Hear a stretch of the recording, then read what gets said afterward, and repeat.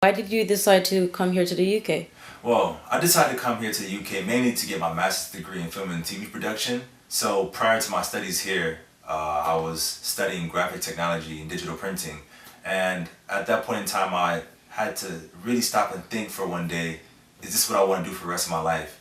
And at that moment of me questioning that, I decided that there's something more out there for me. So me deciding to go to the UK was a step of me getting out of my comfort zone to pursue my dream, and which is filmmaking. Hence, while I'm here now, I completed my master's degree, and now I'm just here operating my business as an entrepreneur. Did you always know you wanted to be into film production? I didn't always know that, there are small things that makes me feel like it was part of my destiny. Like when I was younger, maybe about 5 years of age, I can recall memories of these small toy cameras that you get from a McDonald's Happy Meal, and you would click through and you would see different countries. So that kind of exposed me to the idea of there being so much more out there in the world, and me wanting to experience that. And I feel like if you can hold on to a memory from your toddler, your adolescence days, that's something that will hold value to you for the rest of your life. So what you're saying is you've always wanted to do this, like there's nothing different that you probably would have considered growing up? Well, not quite, because when I was growing up, I was always into sports. When I was younger, I played football, and I was always wanting to try out different things. So when I got to middle school, I was playing football. High school, I tried basketball, football, American football, and track and field. So it wasn't until junior, senior year that I found my position in the track and field team. I became head captain, and I was leading the conference in my performance. So at that point, I began to develop Olympic dreams, and I wasn't too far off, because for my age and my height and my talent level, I was on a good pace to even be able to potentially compete on a national level for Jamaica. So I decided to pursue it further, and I ended up getting a full scholarship to college. Why did you decide to take a different direction, into film? Good question. So I remember it was winter break of 2011. I just came home from my freshman year of college. Well, first semester of college, I should say. We get about 2 weeks time off school to go home and be with our families before we come back. So the season had not started yet.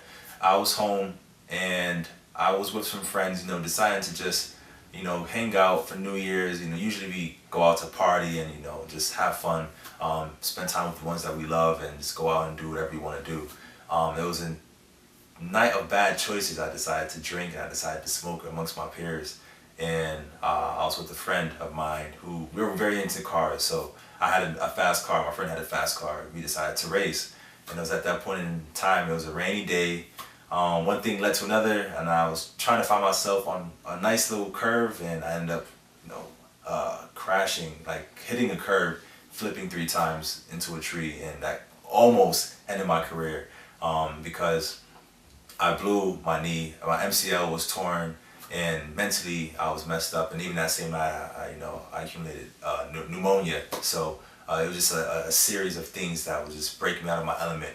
Mindful, my track career had not started yet, because I was getting ready to compete as soon as I got back from holidays. So one thing, I found myself in the hospital for New Year, and second thing is I found myself bed resting, on my birthday, because I was unable to compete because I was physically and mentally unable to.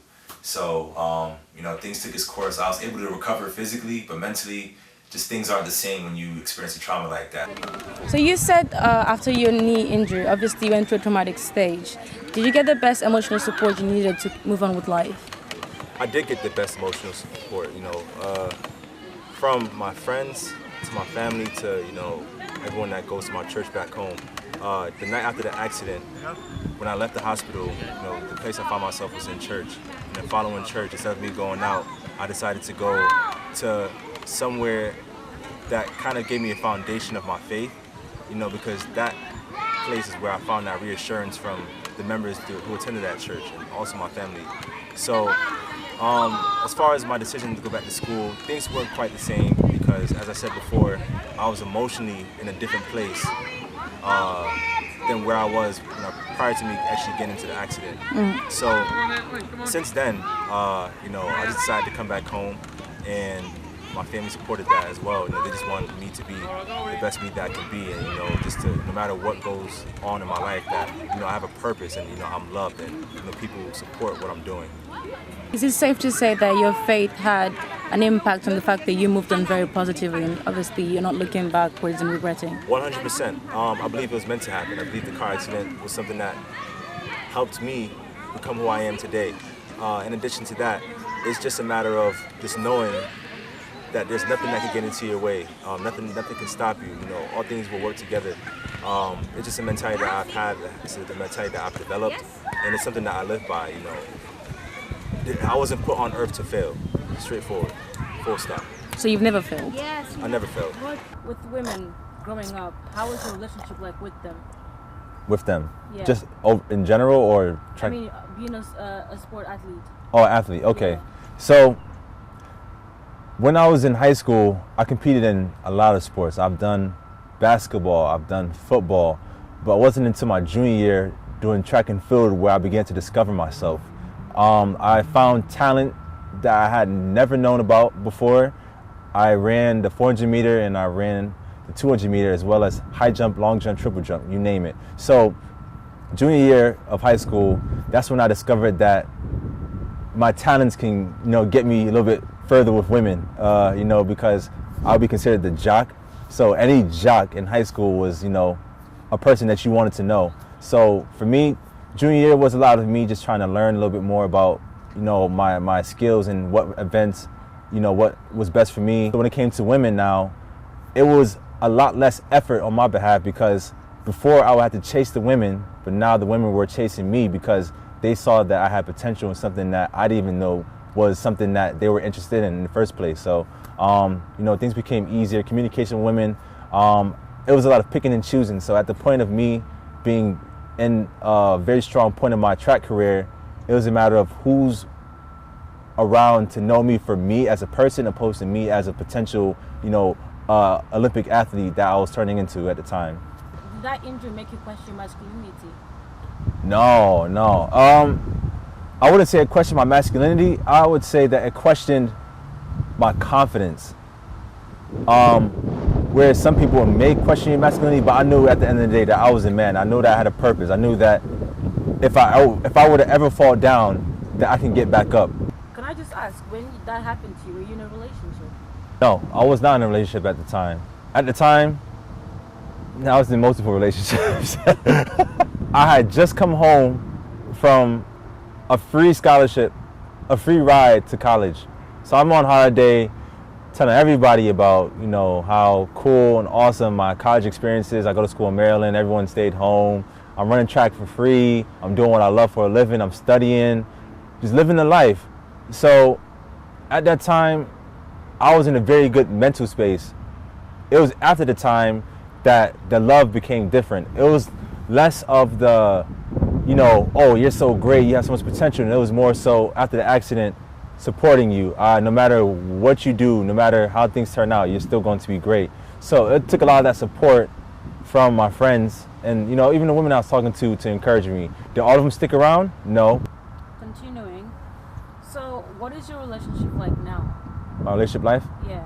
Well, as a filmmaker, it takes a lot of time and dedication. Now, when I interact with women, it's more so that they don't understand how busy I am, and they don't understand that I have a purpose, I have a goal that I need to achieve. And being with a woman requires a certain amount of commitment that I just personally don't have to offer right now. Based off of my past experiences with women, I'd rather take it slow with myself. So that way, when I get to a position that I can actually invest into a woman thoroughly, I'll be able to, and I'll be able to really give you the time that you deserve. Do you think that any of this is related to your mental stability from what happened in the past? Do you question the fact that, if you were with someone, that would hinder you from achieving things? That's a good question. I wouldn't say that, okay. I wouldn't say that it hinders me, but I believe that we all have a choice. So at this point in time, I am choosing not to allow anything to hinder me. I am choosing to focus on myself so that way I could avoid things, because I know from the past experiences, had I avoided certain things, I would have been in a different position. Had I avoided, drinking and smoking that night of that car accident, then I would have been in a different position. So I am aware that your choices and decisions are what will determine the outcome of your future. As I mentioned before, I don't consider things as failures, but I consider them as purpose and as lessons. So based off of things that I've done in the past, I try to be very cautious when I identify similar trends to this day, just because I know what the effects are of falling into your old habits of the past, and I know myself, and I know that women are my weakness, so I can avoid that completely by remembering what I've been through and not wanting to be there again, because taking that deep route down that path will essentially get me into another bad choice or another bad decision that I don't want to take the risk of at this point in time, because I'm all about taking positive risks, but when it comes to negative risks, I'm not around for it. It's safe to say you're scared of failure then. I don't believe in failure. You would say that, but from what you've said so far, you're avoiding having to take negative risks. That is some sort of failure, because your mental state is still not possibly healed from what has happened years ago. So you're using that as an excuse. I wouldn't say I'm using that as an excuse. I don't believe in failure. I wouldn't say I'm avoiding failure. It's a wise choice. I believe that knowing what I've been through in the past and where I am currently today isn't a matter of failure or success. It's a matter of just the lesson that I've learned.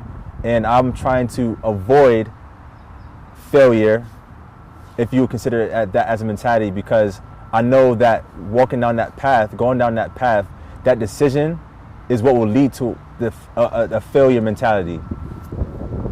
So your past is so much revolving around your present. Yeah, and on a level, I won't lie, I try to forget the past, because I feel like when people dwell on the past too much, you stay in that place.